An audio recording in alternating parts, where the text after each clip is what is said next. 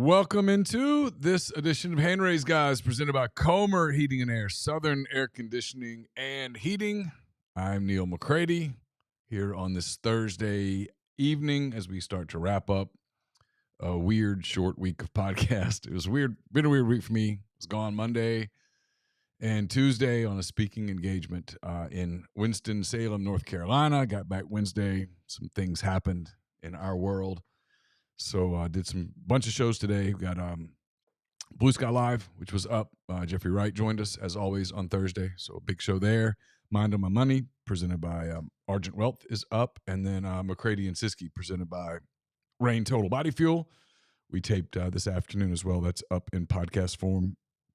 All of those are as well. This one will be in podcast form a little later, either tonight or early tomorrow. This show, the live stream, brought to you by our friends at Comer Heating and Air, Southern Air Conditioning and Heating. It's getting warm outside. It's going to get warmer. You know how it works. It's going to get hot. It's time to make sure your AC is ready for the work. So get in touch with our friends at Comer and Southern. If you live in Oxford, Batesville, Tupelo, those areas, call our friends at Comer, 662-801-1777. If you live in Hernando, South Haven, Olive Branch, Lewisburg, Horn Lake, Memphis, those areas, call Southern, 662-429-4429. Guest join on the Campbell Clinic hotline. From fractures and sports injuries to complex spine and limb conditions, the pediatric orthopedic physicians at Campbell Clinic in Oxford are the only specialized orthopedic team in North Mississippi providing expert care for growing bodies. Visit campbellclinicoxford.com to schedule an appointment or call 901-759-3111. I'm coming to you from the Clark Ford Studios. Clark Ford's in Amory, Mississippi, 662-257-1900. Call that number. Ask for our friend Corey Clark. He'll send you a quote within 15 minutes in business hours. Right to the bottom line. No hassle, no haggle. You get your quote. The rest is completely up to you. You can you can shop that quote around. You can do what I've done, what I recommend that you do, and that is hop into a Clark Ford today.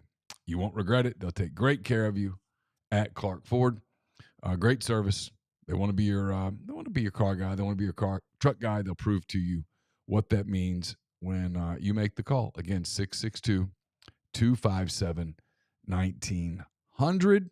This will be the Friday Blue Sky Live, even though it's not really live on Friday. Blue Sky recorded. It's brought to you by our friends at Blue Sky. Don't forget this weekend, if you're, out and about, enjoying the weather, maybe you're headed to Norman for the Ole Miss Oklahoma series before you leave town. Stop at a Blue Sky. Fill up on the outside, always clean on the inside. They'll take great care of you. Lots of places, good spots to grab a snack, and all of those things. So Blue Sky throughout Oxford. This is a mailbag edition of the show. The mailbag at rebelgrove.com is presented by Art Hayes of Sotheby's International Realty. Are you thinking of making a move? Put the power of Sotheby's to work for you as a licensed agent with Sotheby's and a supporter of all things Ole Miss. Art can help you buy or sell in your hometown or anywhere in the world at no charge to you. Seriously. So call and ask Art how. Call 612-805-5929 or email Art at Arthur, ARTHUR Hayes, HAYS @lakesmn.com. I've got the Skype line open. I checked it earlier today. I think it works. If it doesn't, I've got the alternative ready to go. I'll have to update the number on the screen. I think this is going to be our final Skype occasion. If someone tries to call it and it doesn't work, tell me in the stream. That way I'll know. I checked it a few hours ago and it was good, but they're going out of business. So, yeah. All right, Andre, good meeting you last week. He says, with all the merger talk, what are your thoughts on the merger between Applebee's and the IHOP? I did not know about that particular merger. I remain surprised that Applebee's is still an entity. I'm not a big IHOP guy. It stands to reason that those two, though, would merge. I would think that IHOP has a bigger name and reputation than Applebee's, so perhaps IHOP will handle lunch and I mean breakfast and lunch. Applebee's will just be more of a very casual dinner option. Maybe they'll divide it up that way. I don't know. I would think if you can cook for IHOP, you could cook for Applebee's and vice versa. Austin already getting worked up. He says Applebee's is fine. I haven't been to Applebee's in a long time. I can't tell you if it's fine or not. It very well could be. I don't know that I've had Applebee's since the first night that Laura and I moved to Mobile in July of 1999. I think that's the last time that I've had Applebee's. Honest to God. IHOPPlebee's. That's a good one. IHOPPlebee's. All right. I asked for questions. Apple Hop. I like IHOPPlebee's better. I'm not gonna lie. Apple Hop's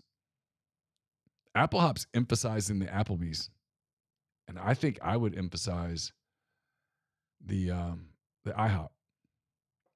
All right, I asked for questions, and I got some. All right, Rebs Bagman says Grizzlies need a new head coach, referring to the Memphis Grizzlies. Are there any college coaches worth considering? Could you ever see Chris Beard in the NBA? No, I think Beard's a college coach. I think his level of intensity, not that it's bad, but I don't know that that would correlate particularly well with an NBA roster, 82 games, all of those things. He's a hell of a coach from a strategic standpoint. He would be fun to watch, make adjustments in a 7-game series. But I think he's in his sweet spot as a college coach. By the way, we have some basketball transfer portal stuff up at rebelgrove.com. PJ Haggerty, a lot of rumors that he is going to visit this weekend. I don't think it's a rumor. I think he is visiting Ole Miss this weekend. College coaches worth considering. The name that comes up a lot in college circles as a pro coach is Nate Oates. Style of offense, that kind of thing. That is a name that pops up frequently. I've heard some Bill Self talk before. I don't really buy it. Much like the NFL, college coaching and pro coaching are still pretty disparate. They're different. I don't know how many college coaches really make the adjustment to the NBA. A few have. For most, it's a much different struggle. It's much more player-oriented in the NBA. The grind is different. 82 games, back-to-backs, long schedule. Playoffs are 2 months. It's a little different, and it's more. Again, it's you've got to have real good people skills to be an NBA head coach. You've got to be able to manage some massive egos. And maybe the college game is becoming more that way with the big salaries and that kind of thing. So maybe that will change over time. But right now, I still think there's a pretty big difference. Andre says, I'm still fascinated by the concept of Talladega and the people that come from all over to converge in camp in Lincoln, Alabama. Did you find that fascinating as well? And also very fascinating basketball on the TV on Sunday. Yeah, Lakers, Wolves, we watched game 4, 5? Game 4. Wolves won that one. They ended up winning the series last night. Wolves eliminated the Los Angeles Lakers. Was I fascinated? It's a good question, Andre. Was I fascinated by Talladega? I was certainly interested in what it would be. I was interested in the difference between the people that camped on the outside and the people that I encountered on the inside. The people on the outside were what you envision when you hear the word NASCAR. the people on the inside were a little more, I don't think corporate's the word, but different. A little more there for the novelty of it, I think. It was an interesting, that is an interesting community. I do have more respect for it than I did going in. I was prepared to really make fun of it. And I was struck by how much those people love NASCAR, how much fun they had. Just the whole thing of it. It was different. I don't think I would ever become a NASCAR guy at all, but interesting. Tupelo says two-part. One, if I were to set the over-under at 2.5 for college football playoff appearances for Ole Miss over the next 10 years, you taking the over or under? I would take the over because I think that the SEC is going to get the top 6 teams into the playoff deal. I think 3, 6, 4, 5 are going to play in Atlanta. So 4 every year are going to make it. I think there will be plenty of years in a 16-team format, which is where I think they're headed, where 5, maybe even 6 SEC teams make it. So, yeah, for Ole Miss, which has positioned itself as an upper half program over the last 4 or 5 years, yeah, I would go over 2.5. I would probably go under 4.5. But somewhere between, 3 to 4 appearances in 10 years. Makes sense. Yeah, I totally would buy that. 2, he says, I need some advice. I don't mind this being the more public version of life advice, which we do on McCready and Siskey. He says, I currently work for a large company in Mississippi. I love the place, the culture, the incentives. I was raised to never tattle or rat someone out. But recently, I've seen some unsettling issues within my department. Let me describe the structure of our company. My current VP is over human resources and customer service and training. Managers or team leaders. For context, I'm a pretty conservative, modest guy. I'm heavily involved in my local church. I study religion and theology in college. All of this information is shown on my resume. Obviously, I'm not a pastor or full-time minister. That's the reason I'm in the workforce. I've now been at the company for a couple of years and have liked it. Recently, my team lead has been throwing jabs here and there about my specific denomination and some core beliefs. I don't think she knows I hear them, but typically I just let them go. My department is about 90% women, and it's become a point where I feel like I'm working inside an episode of Mean Girls. Yeah, man, women are mean. About once a week, there's a subtle jab thrown here or there by the team lead. I'm in good terms with my manager and have been asked to be a recruiter for outside candidates to join the current team I'm on. I'm typically ranked pretty high in production numbers and have been promised a promotion. To my knowledge, the team lead has not applied for the same job as I. But ever since I applied for the promotional position within the company, these subtle jabs I'm referring to have occurred. If you were in my shoes, would you let it go? Would you speak directly to the team lead? How would you handle this interesting dilemma? No, I would not let it go. It's your career. If you think that she has something against you because of your belief structure, that's discrimination. I wouldn't accuse her of discrimination, but I would say this is beginning to bother me. Is there a reason? Do you have a problem with me because of my morality, my religion, my beliefs? And if the answer is no, of course not, she's going to back off. And if she does, well, you guys can have a conversation about it, and that's likely going to lead to something else because that's a problem. She doesn't have the right inside your business to discriminate against you. Simple as that. By the way, again, a reminder, I've got the number up. If anybody calls, great. In the event that doesn't work, someone let me know, and I'll change the number, and we'll go through this backup system that I have here on my iPad. If you don't want to call, no big deal. Just letting you know. Daniel, what's my go-to out to eat place, like if I'm traveling? I don't really know that I have one. I've said this before. When in doubt, if I can't find any place else and it's easy and convenient, I've never had a problem with Outback Steakhouse. It's easy. I can make walk-ons work pretty easily. I think the food's good enough. They have some alternatives. that are okay. Even like the Logan's Roadhouse and stuff, I can make that work if it's one of those deals. Usually I look for something local because usually that's what's good. But if I have to go to those kind of places, I'm good. I'm good with those. Chili's even. Chase and I have this conversation all the time. You're going to get a 7 at Chili's every time. Not going to get an 8 or a 9, but you're not going to get a 5 or 6 either. You're going to get a solid 7. Just go in if you're hungry and you don't know where to go and it's right there. You can go to Chili's, get a burger, get a couple of beers. You're good. You're going to be fine. Hey, place that everyone likes that I don't. I don't want to name names. There's a couple places locally that people rave about that I don't think are particularly good.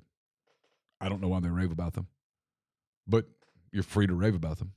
They're just not my cup of tea. Let's see. Back to the questions. Fuzzy, belts hold one's pants up. Those same pants have belt loops to hold the belt in place. Who's the real hero? Never thought about it like that. That's kind of chicken and egg. Without the belt loops, the belt can't do its job. So the belt loops themselves, which get no credit at all. People always credit the pants. People credit the belt. No one credits the belt loops. And maybe they're the real heroes. Hattiesburg Reb says, how about them Cubbies? How about the Cubs? What's more important, adding another top of rotation starter or the hole at third base? Forgive my hold on. I got to get out of this thread. Hold on. Let me hold on. I got to tell everybody, take me out of the family. Take me out of chat for now. It's dinging on show.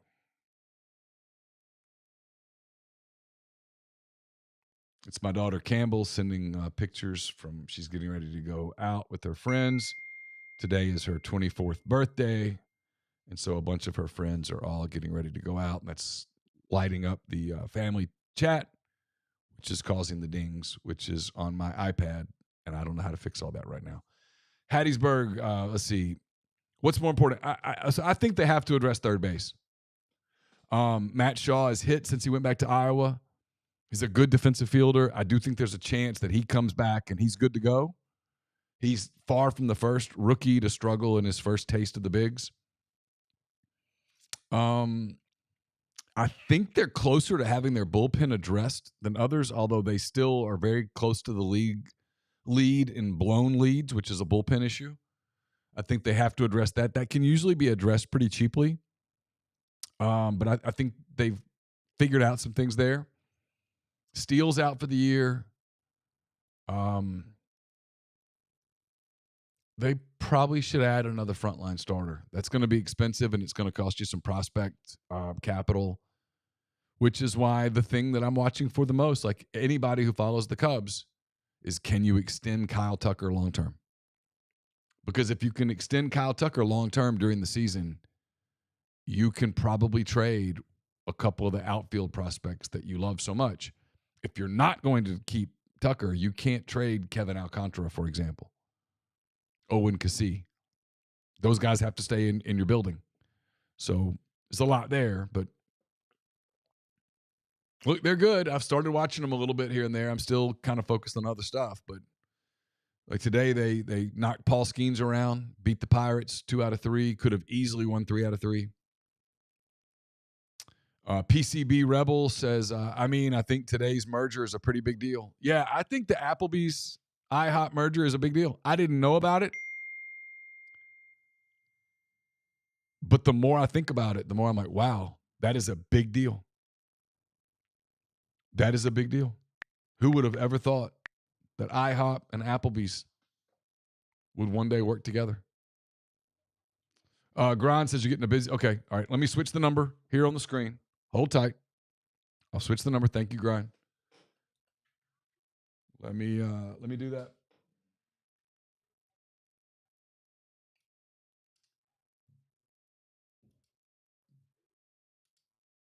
Bear with me, and we'll get this done.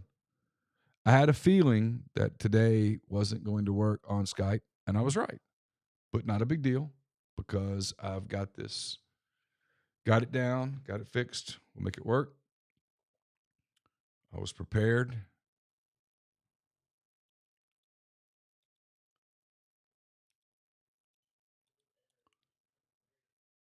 All right, let me put a dash in there.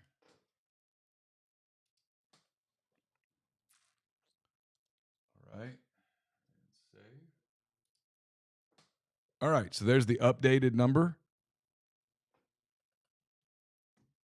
So that's the new Campbell Clinic hotline number, 662-426-1464.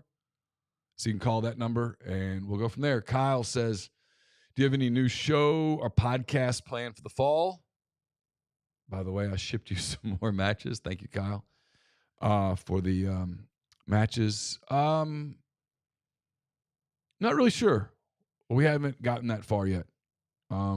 We've had some stuff going on that we're having to. Chase and I have two jobs, one on the internet side, one on the MPW digital side.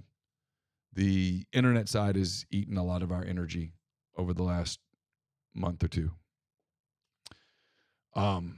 Just a lot of work. So we've been doing that. All right, hang on. This is a little clunky, but let me get to it. All right, there we go. Hey, caller, who do we have? What's up, Neil? It's Tupelo. Hey, Tupelo, how are you? Doing good.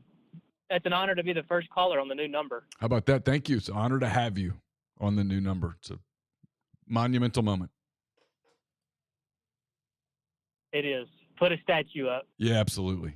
Have you watched any baseball, or we still just focus on the play? I thought you would tune into a few Cubs games since the Thunder haven't played in 3 weeks. Yeah, Thunder haven't played much at all. Like they don't play again until Monday or Tuesday. Yeah, I've watched a decent amount of the Cubs here lately. I saw a good bit of their series against who'd they play before the Phillies? Played somebody before the Phillies. I saw their game on Sunday night against the Phillies when we were back in the house in Talladega. And I watched a pretty good amount of the Pirate series that just ended today. So yeah, I've watched them. I like their team. They're fun. I've got Minnesota and Cleveland up right now. They're playing in the 10th inning in Cleveland. I've got that game on. I'm trying to make myself watch some of it. I love baseball. The last few years the Cubs have been kind of boring, and I haven't really picked up on another team, but I enjoy baseball. I find it to be very relaxing as a background sport. And so, yeah, I'm trying to make myself watch. Yeah. And to be honest, the last few years, and I mean this sincerely, a lot of people don't believe me when I say this. There was a few years ago I felt really bad. Like I was really leaving Chase hanging on the podcast because we got to college baseball season. And frankly, Ole Miss basketball wasn't very good. And we turned the page to baseball pretty quick. And I didn't keep up with it much because I don't cover it. He covers it. And I felt like I was just bailing on him. And the last few years, I really have made myself watch a lot of SEC baseball. I turn on multiple games over the course of a weekend. I try to watch all of the competitive teams on a quasi-regular basis as much as I can. And so that eats into time that in April I would normally watch Major League Baseball. I watch a lot of college baseball. I watch Texas and Texas A&M and Ole Miss and LSU and Tennessee and Arkansas and the teams that are typically pretty competitive. I try to keep at Vanderbilt. I try to keep a pulse on them, and that takes some time away from Major League Baseball watching. Yeah. Well, to be fair to you, the Rebels haven't really been worth watching the last couple of years. I mean, I didn't watch a lot of games last year, and I have a family member on the team. So, if that says anything. But well, I mean, the last couple of years, I still made myself watch because I knew we had to have something to talk about, and I knew it was something that he was super interested in, and that a lot of our listeners were interested in, and so I would, make myself keep up with the teams like Tennessee. The last couple of years, they've been so good. I've made myself kind of keep up with the Vols enough where I could be conversant. So I'll ask you this: do you feel like since Lane Kiffin's been to let's say the last couple of years when Ole Miss has really started making its mark in college football, do you feel like your guys' coverage of football topics have taken up more of the year than what it was before, if that makes sense? Yeah. Like before, I feel like baseball coverage was talked about a lot. And I know that we've had a couple of down years now, but even with this team this year being good, I've noticed a couple episodes right now that's still focused on football. And I'm not complaining. I think it's great.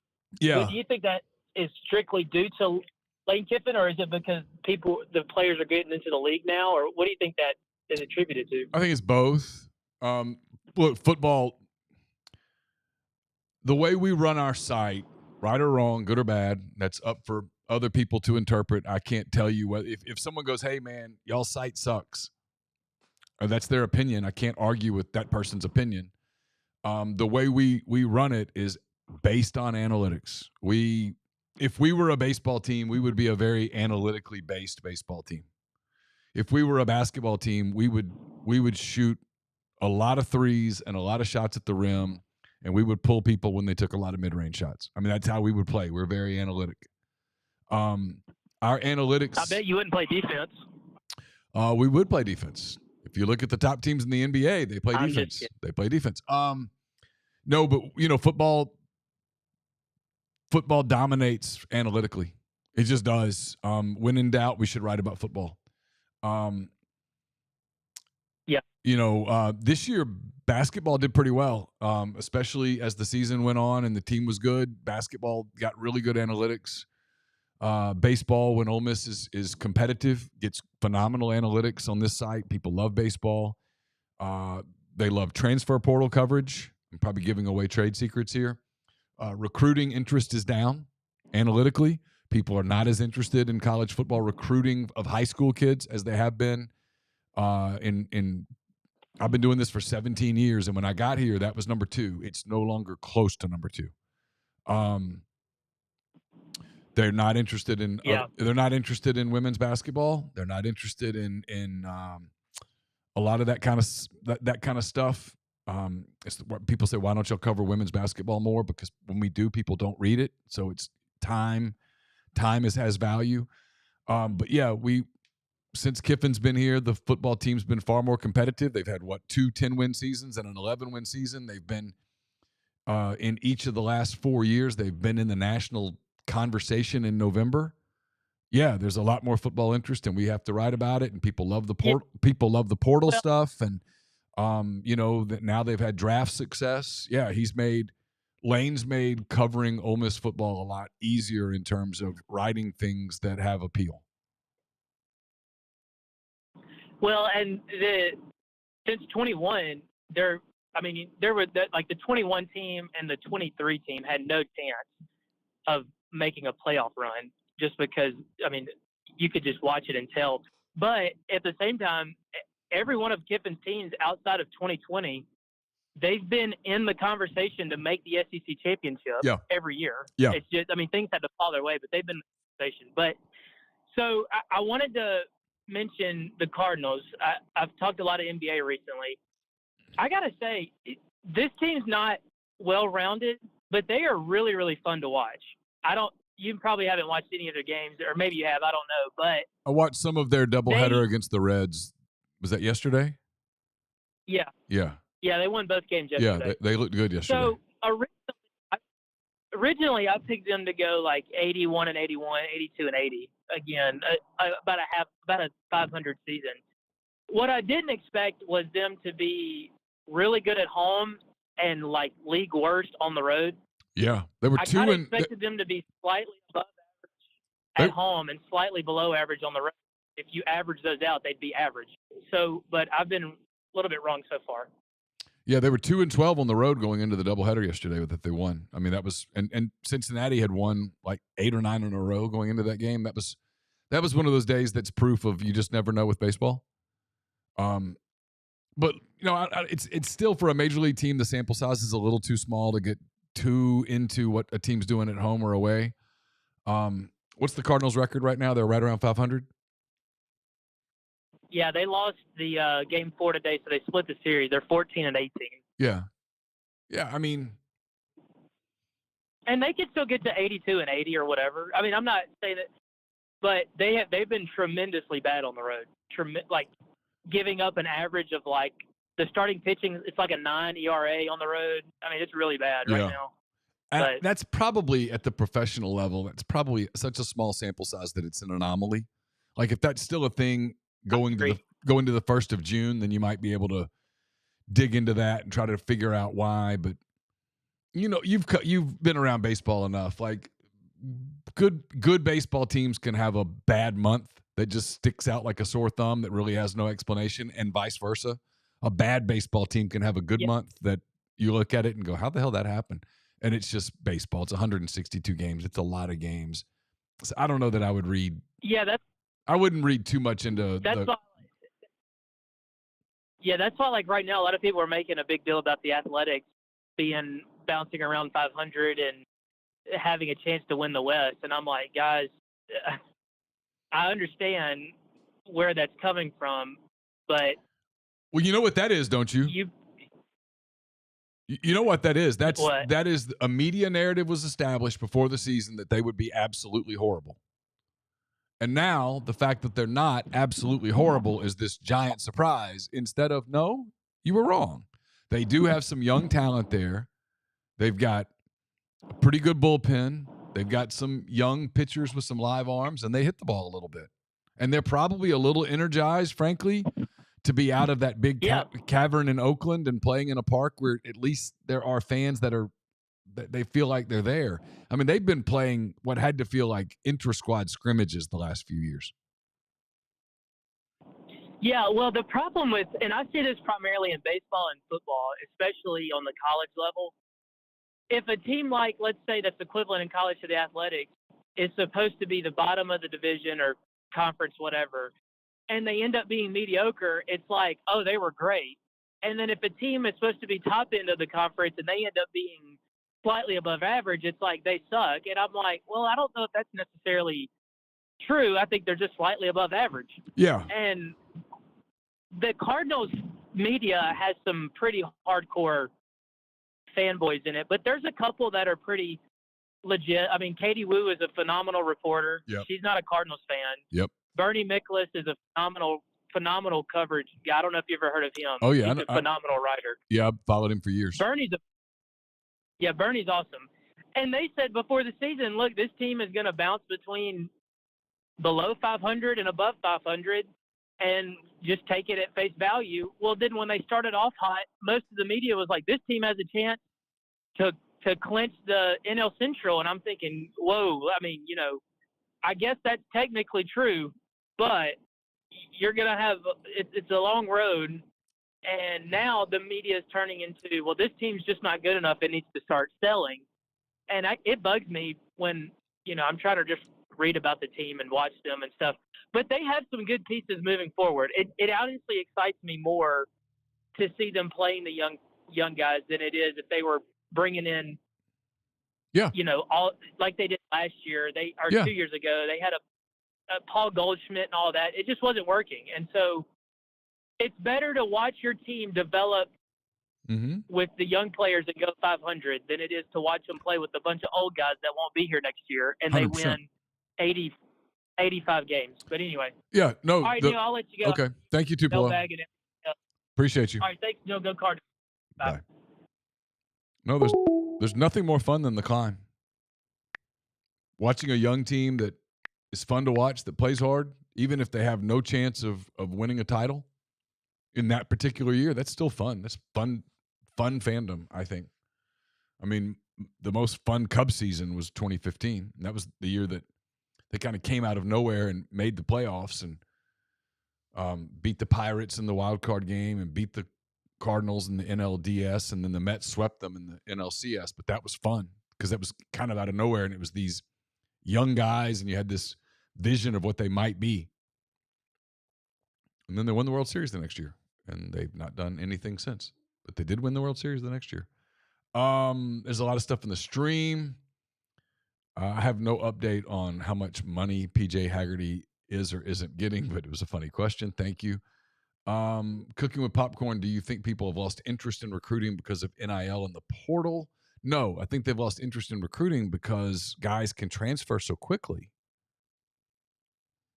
That's it. I mean, I think now, especially at like the program that I cover, Ole Miss, they're not going to recruit 7 5-stars historically.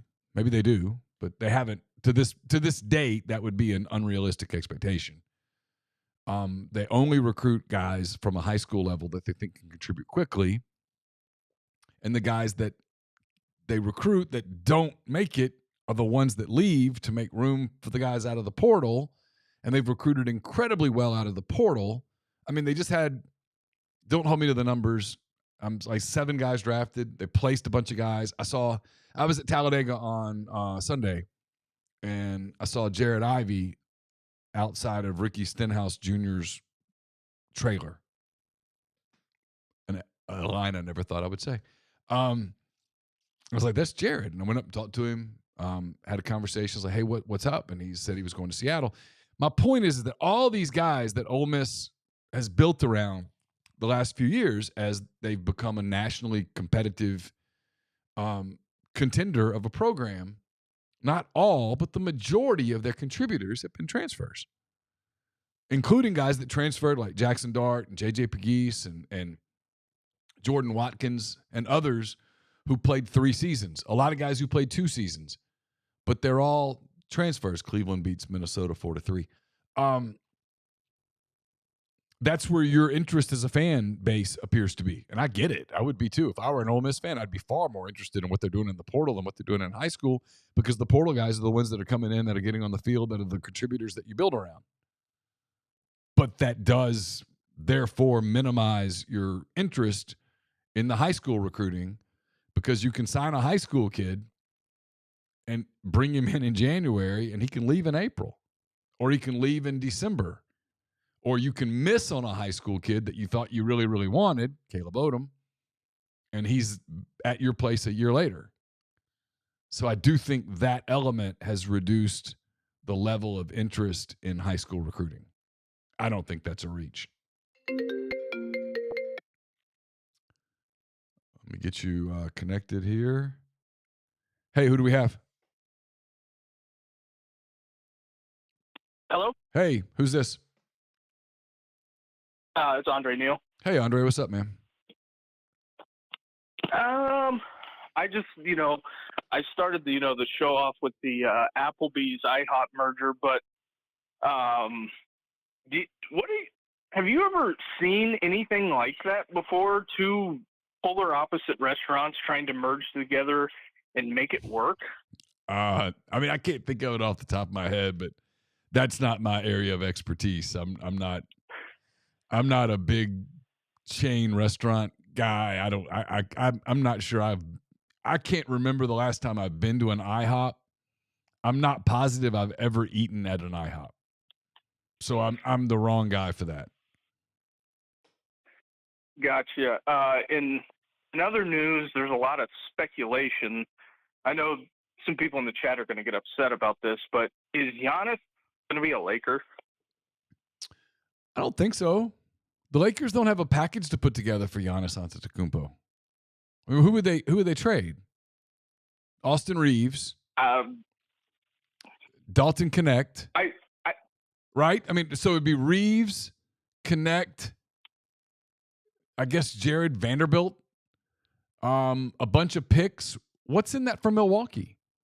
Why would Milwaukee do that? Well, it's because the reason why, just the internet speculation, I just kind of wanted to pick your brain on it, is because I think the trade itself, I mean, when you look at it, I mean, Dallas kind of lucked out, really, that the Lakers lost, in my opinion,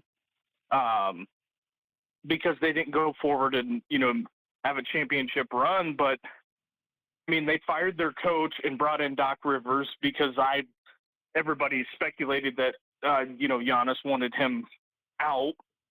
I don't know if getting rid of their coach that won the championship, but that seems like it's the trend in the NBA. As soon as the coach wins one and then they have a couple of years that it doesn't work, they just get rid of the coach, and it's like, well, I thought they were building something. I don't know. Is that really the trend? I mean, Golden State's kept Steve Kerr. Boston seems thrilled with their guy. Popovich has been in San Antonio forever. I mean, the Denver thing happened this year, but that was building for a little while because the general manager and the coach didn't see eye to eye, and the whole Russell Westbrook usage. And I think Denver's panicking a little going at the end of the season. They were looking at the landscape and going, man, our window is slamming shut. We've got to utilize this. We have this generational talent on our roster, and the rest of the West is catching us or passing us. And if we don't get it done this year, we might never get it done again. I get what you're saying, but I don't know. I mean, Milwaukee's had some bad luck. The Lillard injury, Middleton kind of falling apart from a health standpoint. And they've built around Giannis, and they have a title, and they had some injuries that probably stopped them from having a shot at a second title. I mean, at the end of the day, man, it's really hard to win at the highest level in any sport, NBA included. Because the only reason it kind of gained a little steam with me is because I had some friends that were up in a suite with some agents and people around some people, and somebody had said it looks like he's saying goodbye when he was leaving the court after the Halliburton debacle. Yeah. Well, I mean, look, so it's two different conversations. Is he going to LA? I don't think so. Does he want out? Probably. He's not winning a title. He's not winning another title in Milwaukee. He's not. He knows that. I don't know what's important to him. I'm not going to pretend to know Giannis Antetokounmpo in any form, but he's an extremely competitive guy, and he's not winning a title in Milwaukee. And if he wants out and he makes that public and they keep him, it's going to be pretty caustic. But he's incredibly popular there. I mean, you've been there. I mean, I was just there recently. Yeah. Right across the arena from is that, a clothing store he and his brother have. Everything inside the Buck store, and I was just there a month and a half ago, is Giannis, basically. I mean, he is their franchise. So if they're going to make a move with him, it almost feels like it has to be a three-way deal where they come out of it with like Cooper Flag. I don't know how you fit I don't know how you fit the Lakers into that. Because the only thing I could see the Lakers possibly doing is if Milwaukee says he's on the table, but you have to get us a lottery pick. But not just any lottery pick. It's got to be the very top of the lottery. Yeah. And I mean, he doesn't. LeBron's 41. I mean, is LeBron stepping away? In this scenario, is LeBron playing another year with Luka and Giannis? Because that makes no sense from a usage standpoint. I wouldn't be shocked if the Lakers go to LeBron and say, hey, how do we end this very privately but publicly? We are not going to ask you to come back. Yeah, sure. That's I just something can't. That I think. But without that, I don't even see how he fits. And with that, it's still a rebuild. And to get him, the Lakers would have to trade every pick they've got under their control for the next 4 years. And Reeves. And Connect. I mean, at some point, man, the Lakers got to pay the bill. And to this point, and I've heard this whisper, Luka Doncic has not told the Lakers, hey, I'm good staying here forever.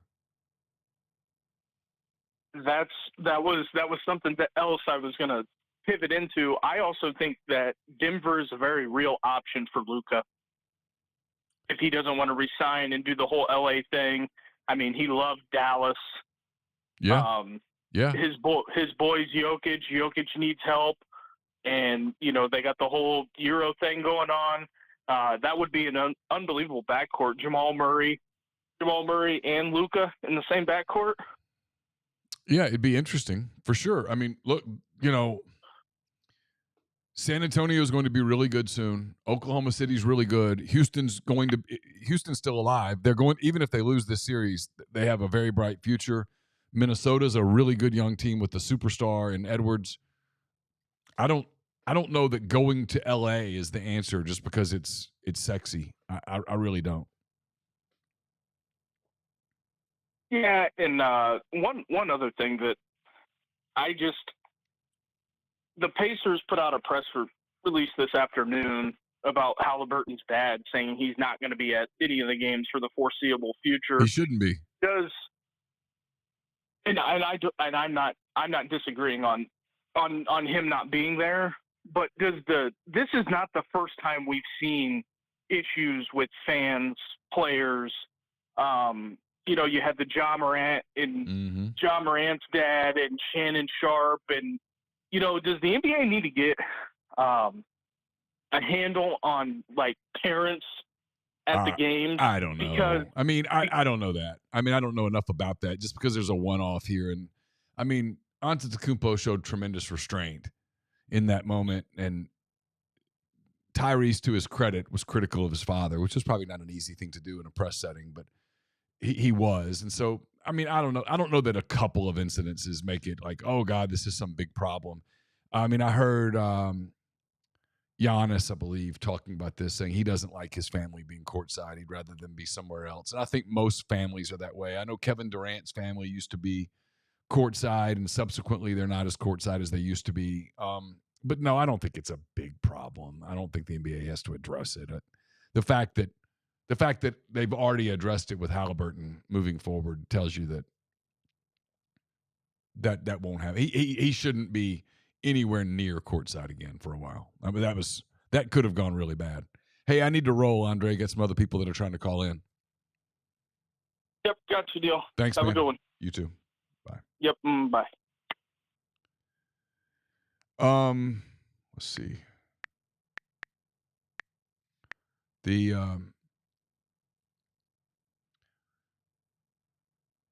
North Tampa Rebel, I don't really want to get into Trump's first 100 days. I don't know that I'm good enough for that. The economy, I think it's incomplete. Immigration is an A. Government reform, incomplete. International, incomplete. And overall, I would probably give him a solid B. But it's really incomplete. I know we do the 100 days on every president, but the term's 4 years. There's a lot left. I don't know about the tariff on the French recruit. I don't know. All right, Colonel Taylor. I liked this question. You must choose a single state to spend the rest of your life in.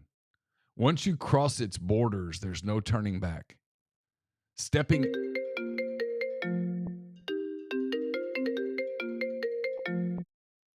Right, hold on, caller. I got to get you hooked up.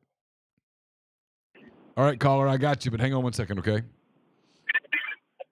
He says, once you cross its borders, there's no turning back. Stepping outside, even for a moment, means death, not just for you, but for your entire family. Whew. Your children, your grandchildren, and every generation that follows will be bound to this land, unable to ever leave. This is a decision with weight, with permanence, with consequences that echo through time. So what state do you choose and why? So if it were just me, I'd go to Montana and I'd be perfectly good for the rest of my life. But my whole family and we can never, ever leave. So now you have to think about, you want a place that's got cities, that also has rural. You want a good weather. You want probably something that has beaches, I would think, where they can access the ocean. Whew. I don't know. You don't want to always be cold. You don't want to go to some place that stays perpetually cold. I mean, I kind of think Florida, but Florida gets really hot, and just the thought of never being able to leave Florida is depressing as hell. But that is a pretty varied. I mean, like you could live in Pensacola one year and live in Miami another and think you were in different countries. I have to think about it more, but I'm kind of leaning Florida. Who's this caller? Yo, it's Grind. What's up, Grind? What state would you pick if you could only live in one state for the rest of your life? Same for your family, future generations. No one can ever leave.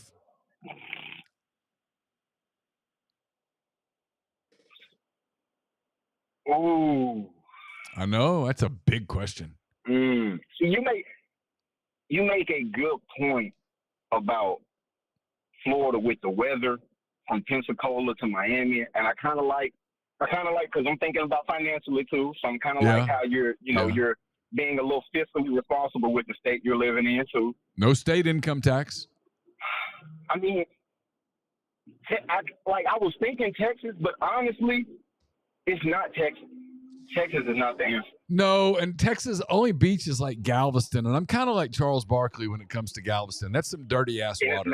It's nasty. Water, no, exactly, no, it is nasty. Yeah, I'm with you. I mean, honestly, California, except you got the taxes. A very underrated state is South Carolina. Oh, I think South Carolina is a very underrated state. But you can never leave. But you can never leave. You can never leave. That's the thing. I've never been to North Carolina. Have you ever been to North Carolina? Yeah, I was in North Carolina on Tuesday. North Carolina's nice. See, do they have good because I mean, like when I'm thinking about the terrain, you can kind of go in the mountains a little bit. Yeah. You know what I'm saying? Do they have beaches on the coast? Got beaches. They get warm? Yeah, got beaches. You get the Research Triangle there with Chapel Hill and Raleigh and that area. Yeah. You know, I mean, it's nice. No, you got good education, yeah. Good education. Lots of colleges. You got UNC, NC State, Duke, Wake. You get Appalachian State, which is in Boone, which is absolutely gorgeous. No, North Carolina would be on the short list, no doubt. No doubt. You could do enough. There's enough beach to pull it off, and then you have the mountains. And the mountains of North Carolina are just breathtaking, man. Gorgeous. Yeah, beautiful. Man, I didn't watch all the live streams in Dega, but man, the one I watched, I was laughing my ass off, man, when I think the name of the guy, I think he goes by Old School. Yeah. You thought he said, I'm going to go ahead and I thought he said 15, and I was like, we're going to prison. I was like, no. They're going to go from Talladega to Admiral. I thought, there's one thing with these stereotypes, but this is way too far. Way too far. I mean, I was looking around at everybody like, are y'all not catching this? And then everybody's like, he said 50, not 15. And I was like, oh, thank God. Woo. I genuinely thought he said 15. I wasn't playing. I thought he did. I was like, hey, we got to get out of here, man. This is bad. What do you mean 15? No. Oh my goodness. Man, I was dying laughing on the couch for about 10, 15 minutes. But that was great content. And honestly, it did look like you enjoyed yourself a little bit. Yeah, it was fun. I had a good time. We got to hang out with the guys. There were a lot of fun guys there. It was a lot of fun. I actually enjoyed it. Now I did say to Tyler at one point on Saturday night, I'm like, hey man, we're not really gonna be out until like 1 a.m, are we? And he's like, no. And I'm like, oh, thank God, because I've about had my fill of this for the day. Now, I know you guys just like breezed over it like the lightest of wind, but I'm kind of gonna, dive into it from a hilarious standpoint, from a funny standpoint. But this Shannon Sharpe thing, dude, what was Yeah. he thinking? I mean, Have you read the text messages? oh yeah. I mean, it's undefeated. Oh my goodness. It's undefeated. I mean, there are some truisms in life, right? I mean, Father Time. Let's talk about who's undefeated. Like Carson asked me, no, it was Aka asked me the other day. He said, "Do you think an NBA team will ever go undefeated?" And I said, "No, absolutely not." And it led to me thinking, what is undefeated? I mean, losing is part of the life experience. Father Time's never lost, never, unbeaten. Never. And something else is unbeaten.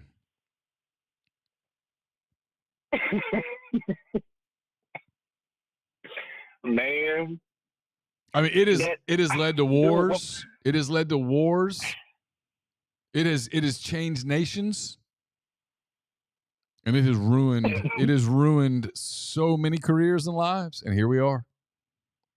I mean, Shannon Sharpe is on many great men. It has. I mean, look, Alexander Hamilton. $100 million deal. He had $100 million deal. Alexander Hamilton would have been the president of the United States, except for something.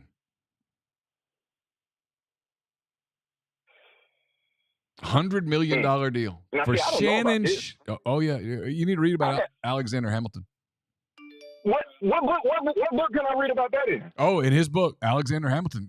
The book that led to the musical. Phenomenal book. Okay. Yeah, oh, it's great. I've got it right over here. I think definitely have to read about that. I think Chernow wrote it. Fantastic. What's the guy that wrote the musical? What's his name? I'm having a brain fart. The guy that wrote the musical. What's his name? Someone help me. I'm gonna lose my mind. Let's see. Because I'm not gonna lie to you, man. That's even as a kid, one thing I've always hated was musicals. Now people say that the Hamilton play is you got to go see one it. that you must see in your life. You got to go see it. It's great. It's great. The soundtrack's great. You should listen to the soundtrack, read the book if possible, and then go to the play. It's phenomenal. And I don't know. I can't think of his name right now. Someone help me with the name of the guy that wrote the musical Hamilton. No, not Miranda. Okay, let me see who wrote it. All right. Who wrote the musical Hamilton? Oh, Lin-Manuel Miranda. That's right. So he read the book. He was on vacation, like somewhere in the Caribbean or something. Mm-hmm. And he had that book with him, and he read that book on his vacation, and that's where the musical came from. He started writing it right there. But the book inspired it. There's a great book. Wow. Yeah, it's a great book. But this is when I kind of knew he was in trouble, man. Because when you come out and make a video and says someone is going to release a 30-minute clip of me, doing this or saying this, but what they need to do is release the full 10 minutes, I'm like, hold up. That would be the equivalent of me calling in. And let's just say, some stuff was out and was like, Grind hates Jewish people and yada, yada, yada, anti-Semitic and yada, yada, yada. And you were like, Grind, is that true? I'd be like, look, man, it's a 10-minute video. But for like 30 seconds, I was wild and I was going crazy. I ain't gonna lie. That was what it sounded like to me. Yeah. When Shannon Sharpe said they're gonna release 30 seconds, but they need to say the full 10 minutes. I'm like, I don't know, bro. That don't sound too good. And then the text messages confirmed that he shouldn't have been, like, I know men like younger women, but he shouldn't have been talking to a 19-year-old girl, man. He shouldn't have, bro. No, of course not. No. And then this Bill Belichick thing. Like, I don't know what's going on. Yeah, you do.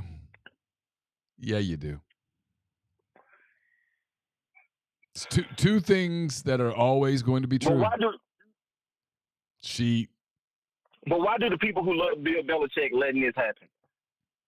If you were his son. She's got her claws in him now.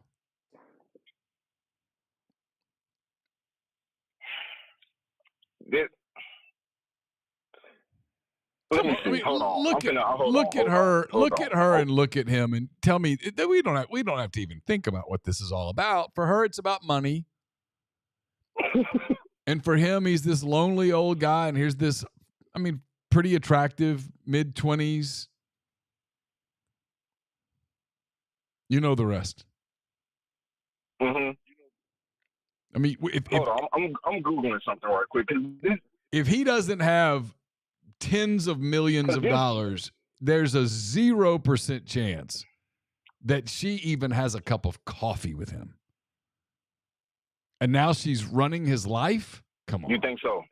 Yeah, come on. Come on. You think Let's see, what conference are they in? ACC. Okay. Oh my goodness. As of right now, this is a hand raised, guys. Alarm alert. Alarm alert.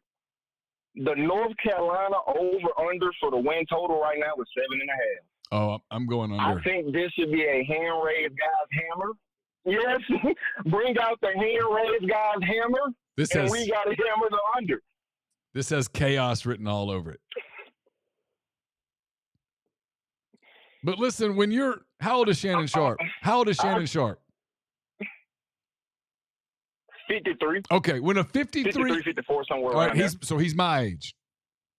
Let me just tell you, if a 19-year-old girl texts me, I want you, the letter U, not spelled out, to tie me up like this and abuse me, daddy.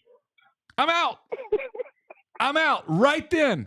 No, it's a trap. It's a no. If she sends that to some 20-year-old guy, all right, they're just young and stupid.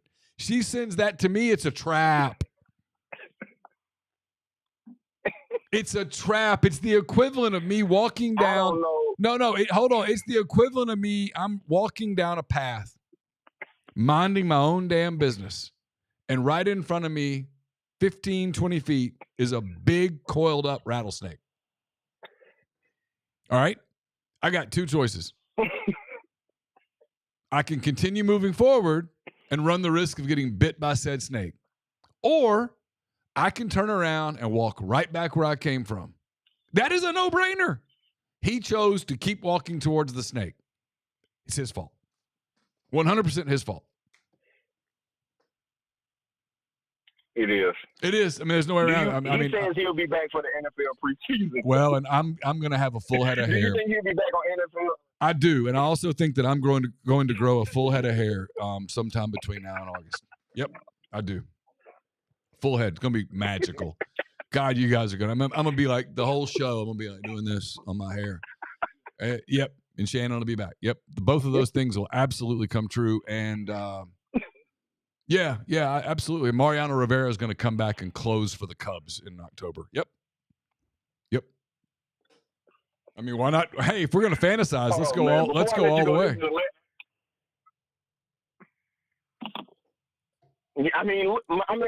When he said that, I said, ESPN is doing you a favor by letting you release this. That's what it kind of felt like. It was kind of like, hey, Shannon, we'll give you the favor of releasing it on your own, and I guess letting you dress it up how you want to, but we're going to have to. Because Stephen A. Smith, the two videos Stephen A. Smith did were very telling. Very, very telling. Yeah. I'll be honest. Supposedly, Shannon Sharpe hadn't been making friends, so. Well, was it Shaq that Shaquille O'Neal wanted to expose him? He had some enemies. Yep. But, that was just, hey, it happens. It's self-destructive. I think his career is probably over. So. I agree. And the last thing I want to get your opinion on, I know you haven't heard of this. Have you heard about the mess that the school, St. Augustus, St. Augustine is in, the HBCU in North Carolina? No. Dude. So people are wanting them to overthrow their board, the president, everybody, because the school is bankrupt. They lost their accreditation in 2022, and this is what happened. So supposedly they were going into some, financial hardships, and so they took out a $6 million loan. But the $6 million loan was on that $13 million endowment. So they took out a loan with their endowment being the collateral. Okay. Do you know how many payments they made for? Do you know the loan was for, I guess, 5 years or whatever, or 7 years? Do you know how many payments they made on the loan? I would guess no payments. They made 0 payments on their $6 million loan. So they out of the 13 million they had in their endowment before the loan, they lost 11 million of their endowment. And so now, to get out of this mess, they have been given another loan opportunity. But the interest rate on it is 29%. And so they just need to close the doors. It's over. It's over. Now, I mean, you're not coming back from that. Just declare bankruptcy and call it a day. It's over. It's that whole deal about just because people are, saying that, hey, I was just going to say, just because you know what you were saying? I was just going to say, just because someone is the president of a university, just because you have the title doesn't mean you're smart. And that's taking out a home equity loan on your home and never paying it, and then therefore not only going into debt on that with the interest, but losing the equity in your house. Anyone that did that, you would say you're an idiot. That just. Oh, but there's the other kicker is that they also owe $8 million in back taxes. Well, I'm kind of like Austin here. Austin says the people might go to jail over that. That they're in a world of hurt. No, yeah, they are. I believe the president was facing actual charges because they were actually doing something with some of the students' FAFSA money as well. This whole mess is crazy. If people out there just ever have just any little time to kill, just do a little research and read up on it or watch a couple videos, and you would be like, what in the hell? But man, I appreciate you taking my call, having a good conversation with you, and I appreciate you once again for giving us the opportunity to enjoy the content you put out, man. And I hope you stay blessed and stay safe up there in Oxford. Hey, same to you, Grind. Hope to talk to you soon, buddy. Appreciate his call as always. Randall Force says baseball 2025 Missouri versus 2023 Ole Miss or 2024 Ole Miss. Does Missouri win one game? No, does not. Coach Nuke, NBA playoffs. It seems that the Eastern Conference is more physical than the West. Thoughts? And if so, why? Ooh, I got to think about that one. I don't know that I agree with that. West has been pretty physical. The Eastern's been a little more chippy because those teams just don't like each other. But like this Houston Golden State series has been pretty damn physical. The Lakers weren't particularly physical with the Wolves. I thought the Thunder Grizzlies series was pretty physical. And what was the other one? Nuggets Clippers. Nuggets Clippers has been pretty physical too.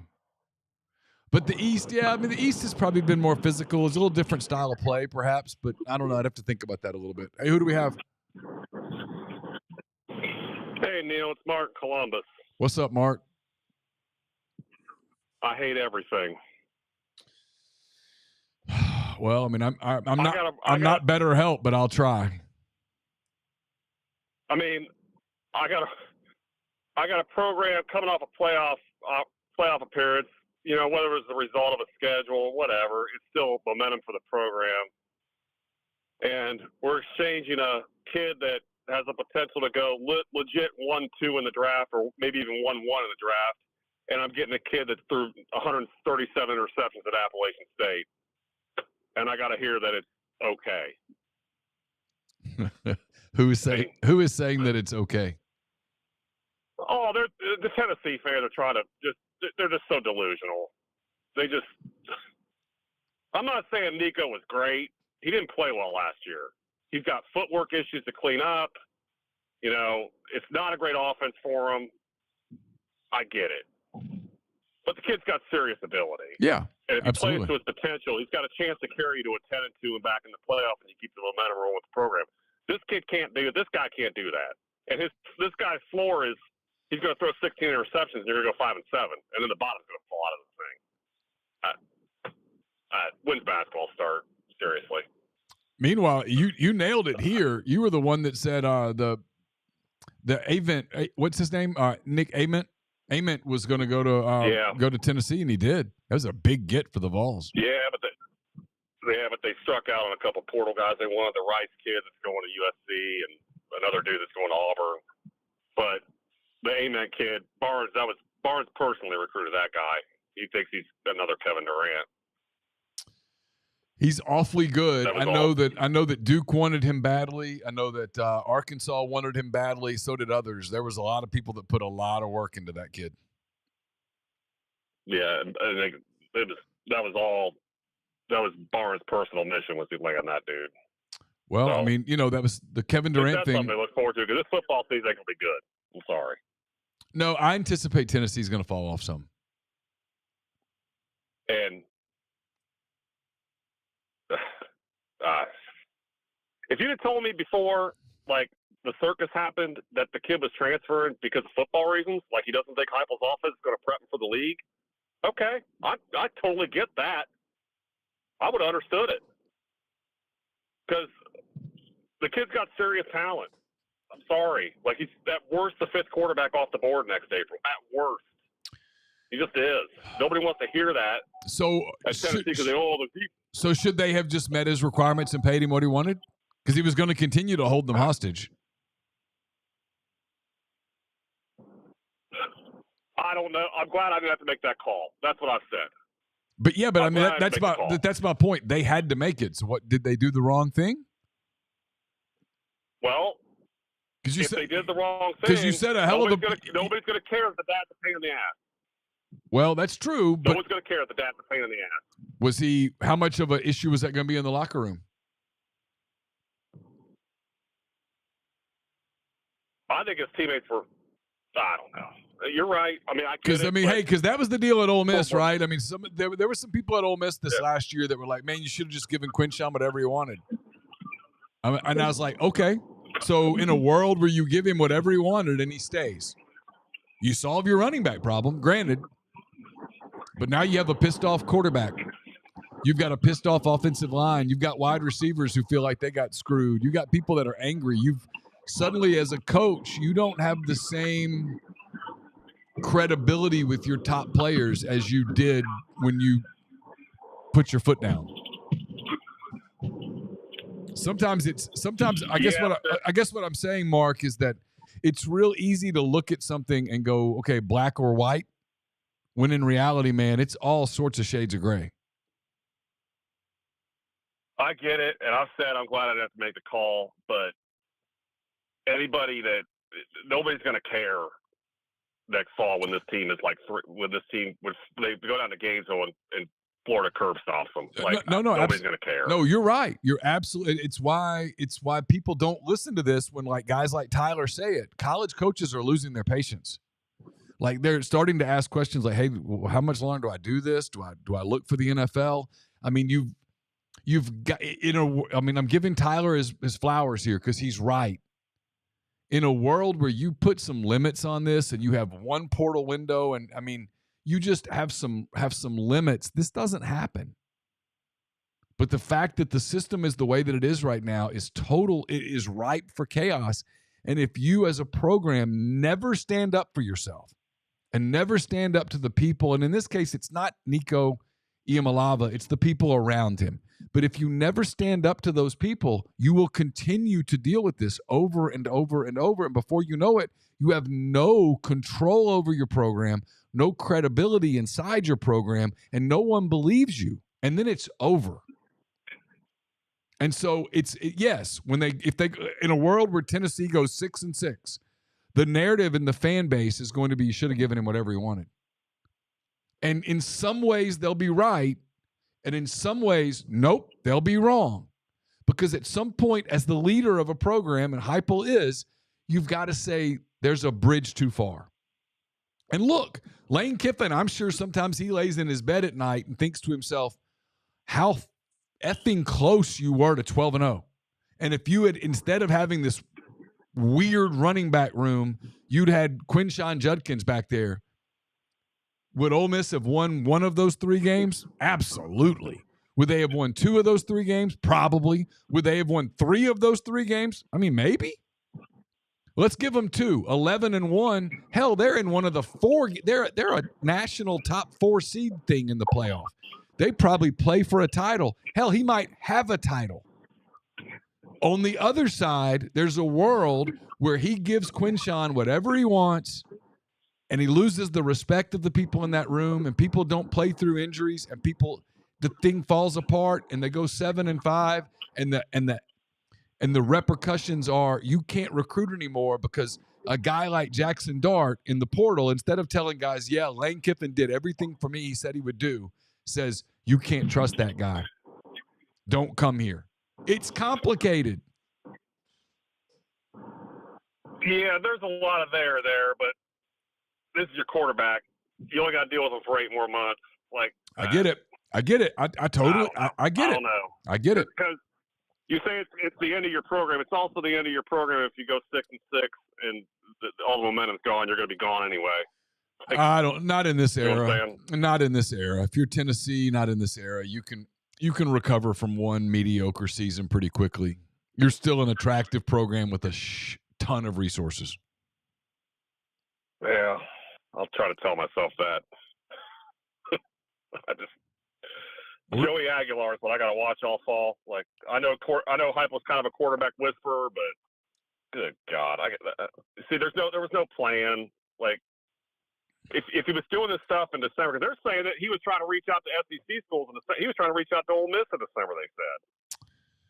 I don't know about Ole Miss. I heard Arkansas, where his brother was. Miami. Definitely. Yeah, Miami for sure. And so you get wind of that, then cut him loose then. Like, yeah, I don't know that he got. I don't know that. I'd have taken Luke Altmaier. I don't know that they got wind of it. I would live with Luke Altmaier. Yeah, I don't know that they got wind of it. They tried. I mean, it was like LSU last year. They couldn't get anybody to take their money. They tried to get Luke Altmaier. They tried to get and Georgia tried to get Altmaier too, but at the end of the day, I think Luke felt a certain degree of loyalty towards Illinois and Bielema for the opportunity and the way they stuck with him and all that stuff. So, sometimes it's more complicated than just money. Usually it's just money, but sometimes it's not just money. Because I could have lived with him. Sure. No doubt. Oh, Luke's a good quarterback. Great kid. Good football. All yeah. right, I needed to vent. Thank you, brother. All right, man. Enjoy the show. Thank you. We'll finish up on these questions a little bit. Let's see. The number of college players declaring for the NBA draft has dropped precipitously. Why is there a need for an age limit anymore? There's not. Shouldn't the few Cooper Flags of the world just skip college altogether? Yeah, I mean, he's very rare, but yes. I don't know that Cooper Flag needed – I don't know that he needed a year at Duke. I mean, he's fine, but I don't know that he needed it. Hey, caller, who's this? Hey, Neil, it's Bobbin. Hey, Bobbin, what's up, man? Nothing much. Got wings on the grill. There you go. Happy it's almost Actually, I'm not happy. It's almost the weekend. I turned 30 Sunday, so I'm having to come to terms with that. Or come to terms with that, I should say. How are you? I'm good. I'm not far from lighting the grill myself. My wife is requesting that I light the grill here shortly, and I'm going to do that and hang out with her. And like you said, get close to a weekend. It's been a week. I was gone all last weekend, so yeah. Oh, really? I haven't heard. Yeah, it's been a week. Yep, for sure. I did Grind ask about the Belichick thing already? Yes. Because I've been reading up on this the past few days, and it's fascinating. It is fascinating. We talked about it a good bit. Yeah. Okay, yeah, because I jumped down that wormhole and read up about how he was apparently dating this one woman for, I don't know, close to 20 years, and they broke up a couple years ago. And keep in mind, this was when Belichick was still the coach of the Patriots. And apparently the Patriots were worried that she was going to leak details about their relationship. I don't know if you ever read that. Mm-mm. Yeah. It ended up not happening. I don't know if that was because, there was a non-disclosure agreement that they made a deal on or what. But then I started reading how, and I didn't know this either, he has two sons. I knew they were assistants with him when he was at the Patriots. I didn't know they were both with him at North Carolina, though, and apparently the family is growing more and more concerned over the past year or so, which, makes sense. Yeah, one son's the defensive coordinator, and one's like the DB coach. Something like that. Yeah, and I think North Carolina is growing very concerned over her involvement in the day-to-day of the program. But the fascinating thing with that is Bill Belichick's one of arguably the most successful coach in the history of the NFL because he does everything his own way.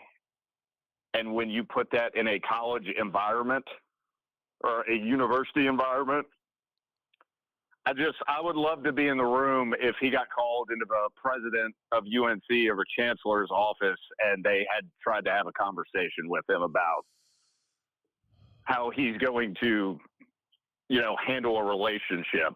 I don't know. I'd kind of like to be a fly on the wall in that room. But now you know why no NFL team touched him. NFL teams, like, this is the part of the Shedeur Sanders thing, right? NFL teams, as a almost universal rule, the last thing they want is distraction. They want to be football robots as much as possible. And anything that creates a media distraction is just cyanide. And they avoid it. And here's this guy that won a lot of championships, was considered the Nick Saban of the NFL, and nobody would touch him. It tells you that this was a problem. Because it wasn't his ability to evaluate football players or get a football team ready to play on Sunday. It was something else. And for the longest time, I thought it was just his age. But then aren't him and Pete Carroll basically the same age? Yeah. He got another gig. Yeah. Yeah, because Pete Carroll's pretty good about no distractions. That's my thing. I'm telling you, you get NFL circles, if you're a distraction as a player, you better be phenomenal. You better be irreplaceable.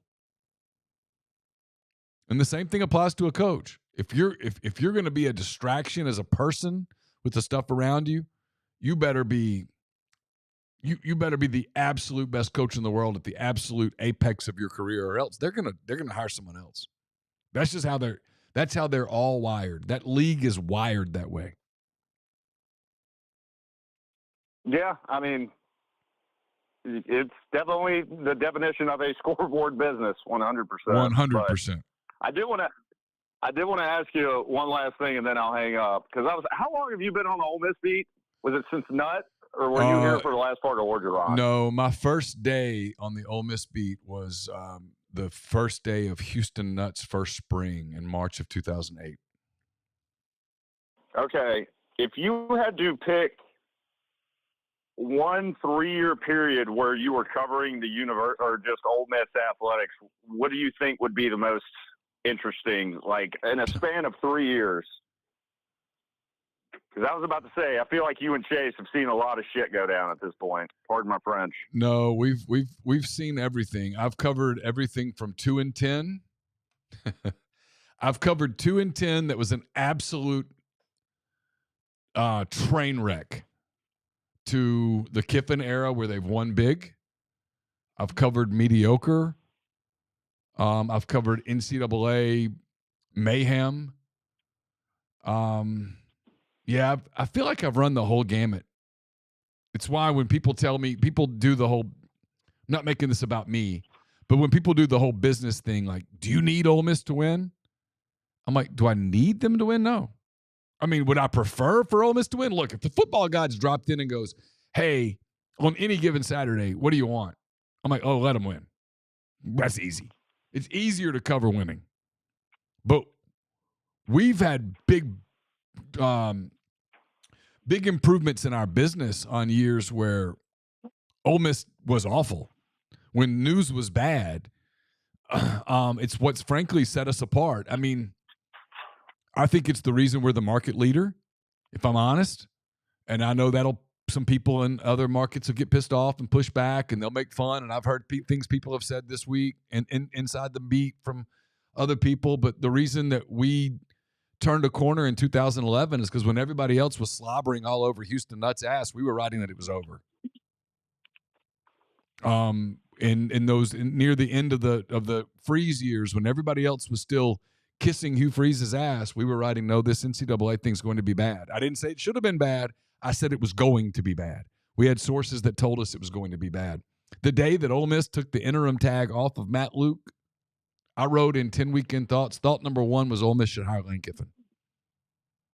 That's why we're the market leader. I remember, so I was a student there from 15 to 18. I wasn't even I don't even think I was close to being a member on the board at that point. But I remember just walking to class every morning listening to the podcast because it was during the whole shit show with the NCAA. Yeah. And at first, it really did. I mean, there were so many people that were just giving opinions. Oh, it's going to be terrible. Oh, it's nothing. Like, you really didn't know who to believe that first 6 months to a year into the investigation. And then when the draft day stuff happened, I remember I was in right field and I looked at my roommate. I was like, this is over. Yeah, I mean, our information was coming from. I don't know if that's the moment it happened. From a perception standpoint, though, that's when I thought, I was like, this is going to be over in less than 2 years.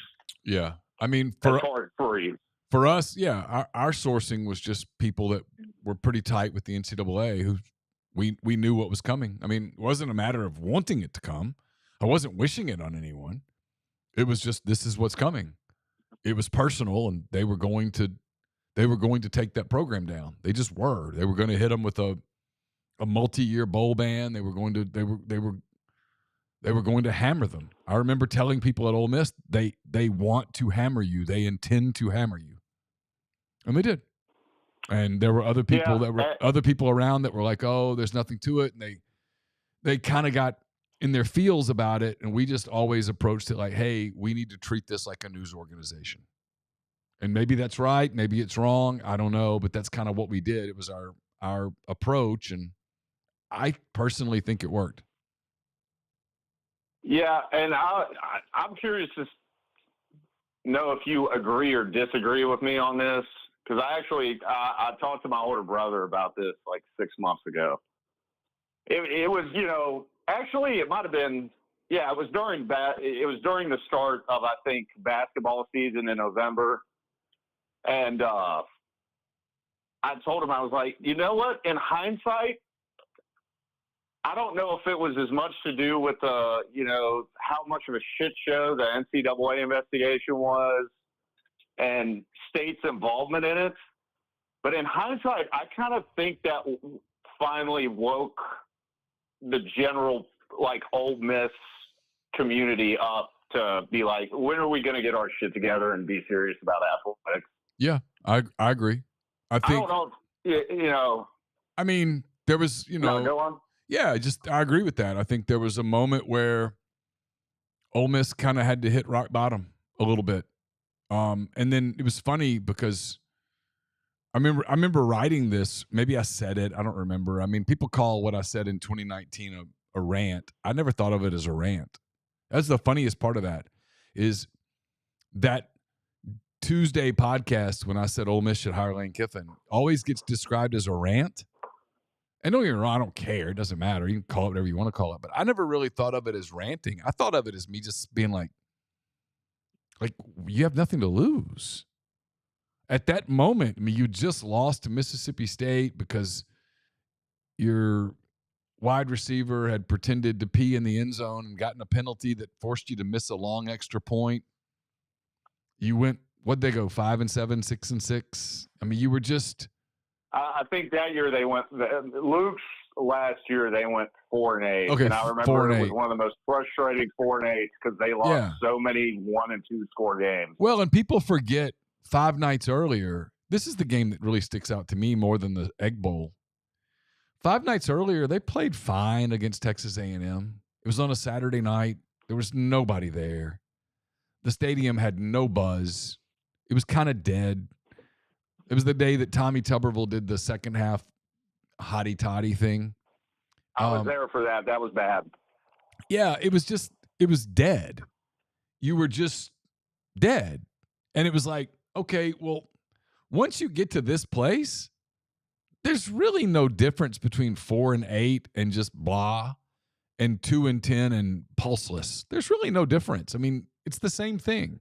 And that was my point that day was, what do you have to lose?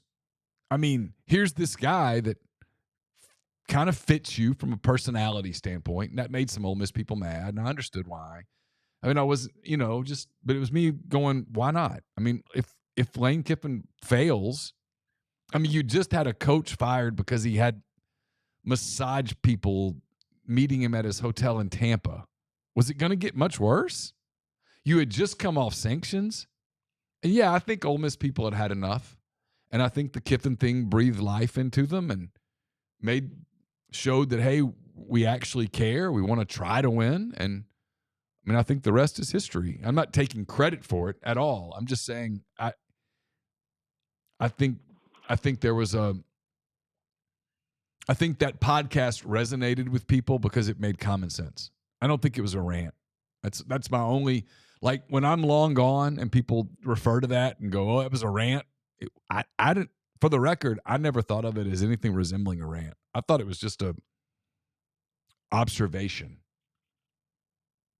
Yeah, and I mean, the funny thing is, and I swear I'll hang up after this, is I think because Kiffin's first few years on campus was just such a success as far as a branding and marketing. And I mean, obviously the bottom line is winning, but there's just a lot more that comes with that when you're an SEC or a Big Ten school. I'll be honest. I think if they don't hire Lane Kiffin in 2020 or 2019, I don't think they hired Chris Beard 2 years ago. I agree with that. If they went with the safe hire. Yeah, I agree with that completely. Yeah, I do. I think Keith deserves a ton of credit for that. I was on 100%. I was on Braden Gall's podcast this week, and I said as much, that I think Keith deserves a ton of credit for going, you know what? There are safer hires. There are easier hires. I'm going to make the right hire. I'm going to try to win. Yeah, 100%. I'm going to try.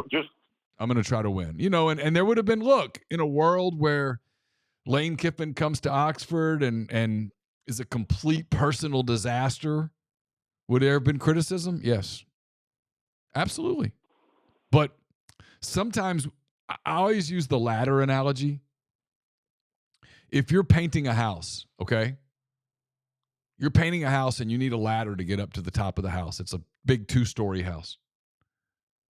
When you're at the top of the ladder painting, you're not reaching for stuff. You're being very careful, right? You don't want to fall. You're focused. You're not taking chances. because if you fall off the ladder at the top, it's gonna you can get hurt. If you're at the very bottom of the ladder, you're fine. You'll reach over and grab something. Hell, you might have a beer in one hand, right? Because if you fall, what's the worst that's going to happen? Maybe you kind of tweak your ankle. I mean, you're fine. You're not gonna die. You're not gonna break anything from the first step on the ladder. And Ole Miss was on the first step. As much as maybe they didn't want to admit it at the time, they were irrelevant. That's the big thing. Kiffin and Beard, what my observation as kind of an outsider is, you went from being totally irrelevant to incredibly relevant in a short period of time. And that's a credit to Ole Miss basketball is going to be a national storyline. Yeah. 100%. In November and December. 100%. 100%. I never thought that would be possible. Yeah, 100%. Because 3 years ago in November and December, nobody thought anything about Ole Miss basketball. No one nationally even considered them. They were completely. I mean, I remember when they lost to North Alabama. I was like, "This is it." And it was. And it was. And that was a moment. Yeah. That was a moment where people around it went, "Okay, we got to do something. This doesn't work." Yeah, but all right, man. I appreciate you taking the call. Have a good weekend. Thank you. Guys, I'm going to wrap it there. I'll finish these questions another time. Here's a good one. I'll touch this one. Do I ever self-reflect on how many people's routines I'm a part of each day? I don't. I appreciate that comment. It means a lot to me. I've had people tell me that. I don't think of myself as anything special. I'm just a dude running a website. But when people tell me that I'm a part of their lives, I really appreciate that. That means a lot to me. Is Anthony Edwards the best American basketball player in the NBA? Yes, he is. Absolutely. He's so much fun. The whole entitlement mentality of today's kids, I don't know. I don't know that I get into that as much as I blame parents more than the kids. And then the Madden, Iemalava, Arkansas storyline, a test case, but schools attempting to claw back money. I think that's coming. I think these contracts are going to be written differently. And for the record, based on everything that I've heard, I think Arkansas is going to win the Iemalava thing. I think he's going to have to pay them back. That's fairly informed. So anyway, and I think every school and collective out there is cheering for Arkansas to get its $200,000 back, not because of the money, but because of the principle. You can't sign a deal in January that gets voided in April. It's a terrible precedent. Thanks to everybody for calling in. I really appreciate it. Thanks to everybody for the questions. Appreciate that very much. We will be back with another full week of podcast next week. I won't have this show next Thursday night. Speaking of Arkansas, I'll be driving that way. My daughter Caroline graduates. She has a ceremony next Friday, another ceremony on Saturday. So I'll be heading that way this time next week to celebrate her graduation with her. So thanks for understanding. We'll be back with this show in a couple of weeks. And until then, appreciate everybody at Comer and Southern. Don't forget to reach out to those guys. Thanks to Art Hayes of Sotheby's International Realty for sponsoring the mailbag. And I will talk to you guys again soon. Take care.